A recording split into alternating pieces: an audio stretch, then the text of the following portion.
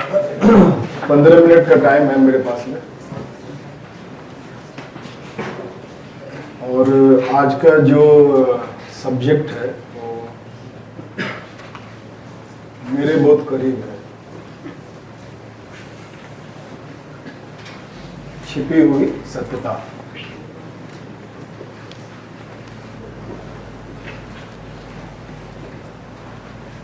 मेरी कविता है, 2 लाइन की है कि आदमी से पूछता है आदमी कि किधर मिलेगा आदमी। दूसरों के निगाहों में खुद का पता पूछता है आदमी, अपने घर वापस कब आएगा आदमी। आदमी से पूछता है कि किधर मिलेगा आदमी।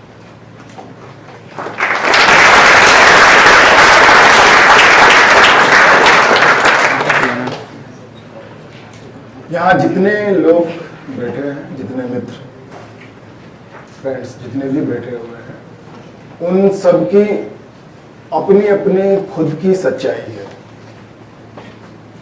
या उन्होंने जो उनको बचपन से जो सिखाया गया है, हो सकता है वो पूरी तरह से झूठ हो, जिसको उन्होंने सच मान लिया है। और हमारा जो सबसे बड़ा जो प्रॉब्लम है, जो एंजाइटी है, जो कंफ्यूजन है, मैं यूथ लोगों से मिलता हूँ तो जब भी बातें होती है तो मुझे सब कंफ्यूज ही लगते हैं। कोई कहता है कि मुझे एक्टर बनना था, मैं इंजीनियर बन गया। मुझे एक्टर बनना था, मैं डॉक्टर बन गया। मुझे सिंगर बनना था, मुझे डॉक्टर बनना पड़ा। तो ये जो मिसमैच है ना, इसमें सबसे बड़ी गलती अगर है तो एक्चुअली वो गलती जान के नहीं है, वो अनजाने में है। जो पेरेंट्स हैं, जो हमारे जिस घर में हम जन्म लेते हैं, जिस घर में हमारी पूरी ट्रेनिंग होती है, वो जाने अनजाने हमारे पेरेंट्स की जो महत्वाकांक्षा होती है, जो उनके सपने होते हैं, वो कब हमारे कंधे पे सवार हो जाता है और फिर कब हम एक उस दिशा में चल पड़ते हैं जो हमको नहीं करना था और वो हम करते हैं। और डीप डाउन हमको यही सिखाया जाता है कि कितना ज़्यादा आपको सफल होने का मापदंड हमको सोसाइटी ने बता दिया है कि आपके पास खूब पैसे हों, आपके पास गाड़ियां हों, 2 BHK 3 BHK। ये हमको सफलता का मापदंड बता दिया है कि जीवन में जो सफल होता है उनको ये है। अगर वो बच्चा अगर इस कसौटी पे अगर खड़ा नहीं उतरेगा तो उसको सबसे पहले घर के लोग ही एक्सेप्ट नहीं करेंगे,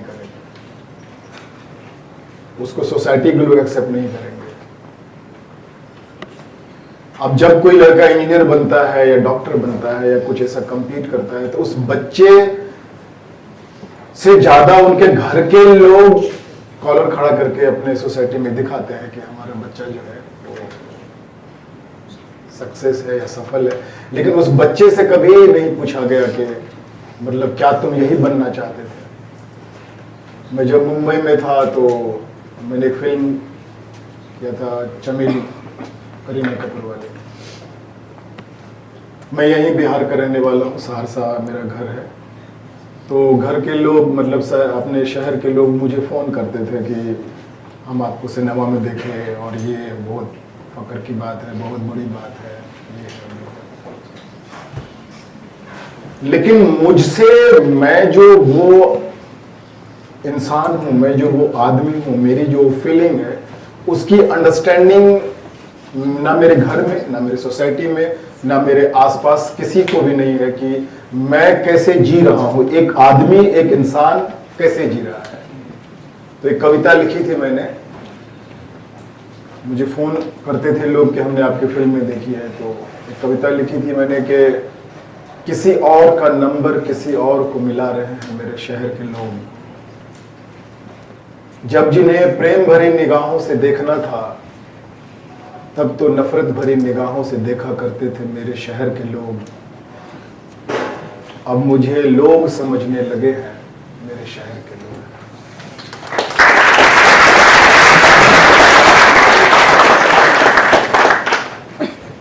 हम सब जो इस दुनिया में आते हैं, जिस घर में हम जन्म लेते हैं, इट्स अ वेरी मिस्ट्री। मतलब इसको कोई मतलब बहुत मुश्किल इस पहेली को हल कर सके कि कैसे हम इस दुनिया में आते हैं। तो हम जिस घर में आते हैं उस घर की मान्यताएं होती है। अगर जो जो जिस धर्म का होता है वो उसको कहा जाता है कि तुम इस धर्म को मतलब से बिलोंग करते हो, इस धर्म का तुम पालन करो। फिर तमाम चीज़ें जो जो उन्होंने मान रखा है, जाना नहीं है, वो सारा लिस्ट हमको पकड़ा देते हैं और फिर हम वो लिस्ट लिए अपने जीवन में ठोकरें खाते रहते हैं, क्योंकि जिंदगी को उस लिस्ट से कोई मतलब नहीं है। जिंदगी को सिर्फ जीने से मतलब है। लेकिन हमारी जो इसलिए जो मुझे नॉर्मली बच्चों को जो मैं देखता हूं तो ऐसा लगता है कि इतनी सारी जिम्मेदारियां उनके ऊपर है। मतलब 17 साल के बूढ़े लगते हैं कि इतनी चिंता, इतना टेंशन, इतना प्रेशर, इतने तनाव में जी रहे हैं बच्चे, उसमें एजुकेशन में लगे हुए। एक्चुअली रियल एजुकेशन जो है वो है खुद को पढ़ना। मैंने खुद को पढ़ा है, मैंने जिंदगी को पढ़ा है, तभी मुझे पढ़ाई से कभी कोई इंटरेस्ट नहीं रहा। मैंने खूब गलतियां करी हैं और सीखने का एक ही तरीका है गलती करना। क्योंकि जब आप कुछ गलती करते हो, जो आपको बताया गया कि ये गलत है, लेकिन जब आप उसको करते हो तो उसको करने के बाद जो एक्सपीरियंस होता है, जो अनुभव होता है, वो आपका होता है। फिर उसको कोई दूसरा आपको गलत या सही नहीं बता सकता है। अदरवाइज आप देखो आज की तारीख में, आप कुछ भी खोलो, टीवी खोलो, मोबाइल खोलो, हर जगह मोटिवेशनल स्पीकर मतलब मोटिवेट कर रहे हैं बच्चों को। मुझे लगता है कि इन बच्चों को इतना डिमोटिवेट किसने किया है कि इतने मोटिवेशनल लोग जिसको देखो वही ज्ञान दे रहे हैं। एक आदमी के पास आंख है, नाक है, कान है, सेंस है, इमोशन है, सब कुछ है। यू हैव एवरीथिंग, आपके पास वो तमाम चीजें हैं। तो उस सेंस का उपयोग करो ना। आपको सभी माँ बाप से लेके, टीचर से लेके, अपने मोहल्ले के चाचा चाची जितने लोग हैं, ताऊ, सब ज्ञान ही दे रहे हैं बच्चे को। यार क्या गलती हो गई भाई, ऐसा कौन सी मतलब गलत काम कर दिया? सब देखो, सब पढ़ा ही रहा है।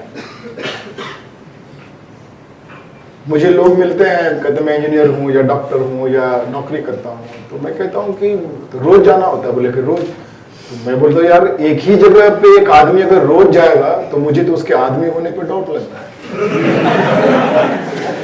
It's very impossible. एक कंप्यूटर एक मतलब जिंदा आदमी तो नहीं जा सकता है। तो ये जो पूरा एजुकेशन व्यवस्था है, ये स्कूल, कॉलेज, यूनिवर्सिटीज नहीं, ये घर सबसे बड़ी जो एजुकेशन, जो जाने अनजाने आपको बिना कहे जो आपको मोल्ड किया जाता है कि आपको सक्सेस होना है, आपको पैसा कमाना है, आपको बड़ा आदमी बनना है, ये इतना बड़ा डिजीज है। और फिर वो पैकेज डील है। आप यहां से निकले, पढ़ाई किया, फिर जॉब किया, इतना का पैकेज मिलता है।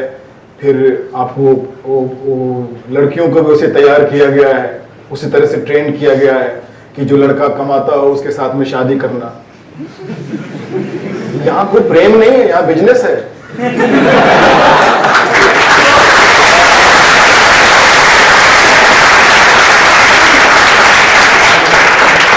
ये बिजनेस है भाई। मतलब ऐसा नहीं कि मैं बोल रहा हूँ, आप लोगों को भी पता है। और फिर 2 BHK और 3 BHK, फिर एक बच्चा भी आ जाएगा। और उसके बाद उतना ही सिखाया गया है। जैसे बचपन में हम गाड़ी चलाते थे, कार, तो वो छोटा वाला कार होता था तो उसको चाबी भरते थे, ऐसे रख देते, तो जितना दूर वो चलता, जितना चाबी दिया उतना दूर चलता था, फिर वो रुक जाता। उसके बाद सारे उनको लगता अब क्या करें, तो कुछ है ही नहीं। फिर आपको मोटिवेशनल स्पीकर लोग आपको बताएंगे कि ये करो और वो करो। तो वो कौन सा चीज था मुझे इंस्पायर करता है, मैं सोचता हूं कि जिसके लिए हम पूरी जिंदगी पूरी जान दे रहे हैं कि हम कितना रिच हो जाएं, कितना हम सफल हो जाएं, यही बिहार की ही बात है। बुद्ध, सिद्धार्थ राजा थे, मतलब उनके पास तमाम चीजें थी, मतलब जो एक सम्राट के पास होता है वो तमाम चीजें थी उनके पास में। उनको ऐसा क्या लगा था कि एक डेड बॉडी को देख के या किसी बूढ़े को देख के उन्होंने कहा था कि मुझे अब नहीं रहना है, और वो छोड़ के जंगल चले गए। वो क्या सोच थी उनकी। आइंस्टीन जब मर रहे थे, बॉडी छोड़ रहे थे, उनसे पूछा गया कि अब नेक्स्ट जीवन में भी आइंस्टीन बनोगे, तो उन्होंने कहा कि नहीं, मैं प्लम्बर बनना चाहूंगा,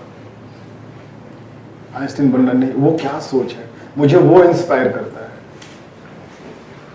मुझको देख के लगता है लोगों को कि मैं सिनेमा में काम करता हूँ, या मैं पेंटिंग करता हूँ, या मेरी कविता संग्रह आई है, या जो भी है, वो इसलिए आई है क्योंकि मुझे लगा कि बड़ी छोटी सी जिंदगी है, इसको आपको अपने ढंग से जीना है, और इतना आसान नहीं है, क्योंकि आपको सबसे पहले तो आपके अपने ही आपके विरोध में खड़े होंगे। जब आप अपने हिसाब से, आप आज का सब्जेक्ट है छिपी हुई सत्यता, आप एक बार अपने दोस्तों को सच बोल के दिखा दो, अपने घर में सच बोल के दिखा दो, पता चल जाएगा कितना संबंधों में वो बॉन्डिंग है या क्या है। फिर मुंबई में एक्टिंग और लगभग 40-50 फिल्में की। अभी पंचायत पता नहीं क्या ऐसा कर दिया जो हंगामा हो गया।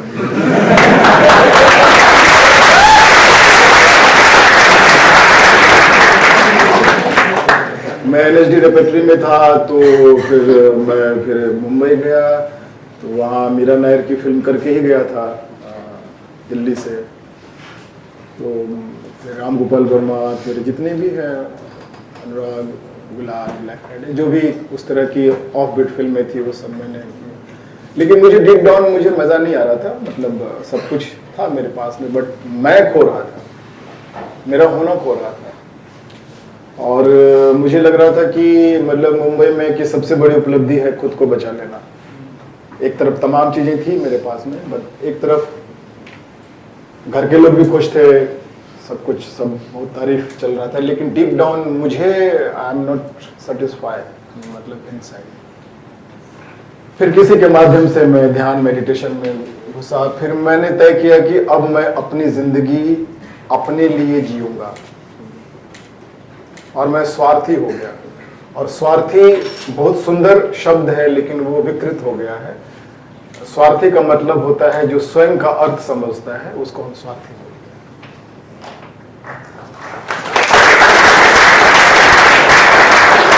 और मैं जहां भी जाता हूं मैं यही बोलता हूं कि सबको स्वार्थी होना चाहिए। सब इस दुनिया में जो आया है अपने अर्थ को समझे, सिर्फ पैसा कमाना। और मुझे आज तक जितने भी पैसे वाले लोग मिले हैं, क्योंकि मैं जिस फील्ड में हूँ वहाँ एक से एक पैसे वाले होते हैं, मुझे गरीब लोग ही मिले हैं। एक आदमी ने कहा कि मैं बहुत गरीब आदमी हूँ, मेरे पास पैसे के अलावा और कुछ भी नहीं।